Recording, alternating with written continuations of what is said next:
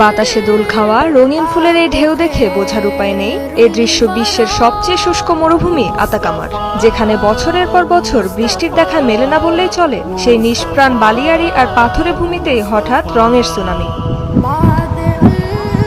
পৃথিবীর সবচেয়ে শুষ্ক অমেরু অঞ্চল চিলির উত্তরের আতাকামা মরুভূমি, যেখানে বছরে গড়ে বৃষ্টিপাত হয় মাত্র 2 মিলিমিটার। কিন্তু দক্ষিণ গোলার্ধের শীতকাল জুড়ে অস্বাভাবিক বৃষ্টির ফলে পানির ছোঁয়া পেয়েছে মরুভূমির পাদদেশ ও উঁচু অঞ্চলগুলো, আর সেই সিক্ত মাটিতেই ফুটে উঠেছে হাজারো ফুলের মেলা।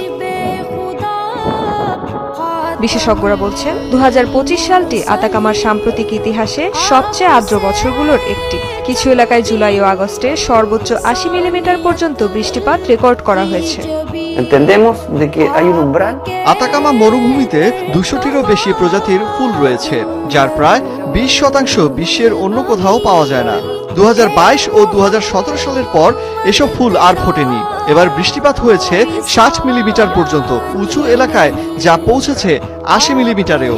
ফলে ওইসব জায়গাতেই এবার সবচেয়ে বেশি সবুজ আর ফুলের সমারোহ দেখা যাবে।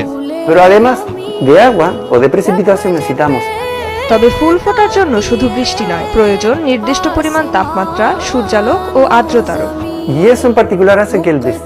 বীজ অঙ্কুরোদ্গমের জন্য অন্তত 15 মিলিমিটারের বেশি বৃষ্টিপাত প্রয়োজন। তবে শুধু পানি বা বৃষ্টিই যথেষ্ট নয়, এর সঙ্গে দরকার উপযুক্ত তাপমাত্রা, নির্দিষ্ট সময়ের সূর্যালোক আর পর্যাপ্ত আর্দ্রতা। নৈসর্গিক দৃশ্য দেখতে স্থানটিতে দলে দলে ছুটে যাচ্ছেন পর্যটকরা। রাজধানী সান্তিয়াগো থেকেও অনেকে ভিড় জমাচ্ছেন 800 কিলোমিটার দূরের কোপিয়াপো অঞ্চলে। রেজবানা সাইমা, যমুনা নিউজ।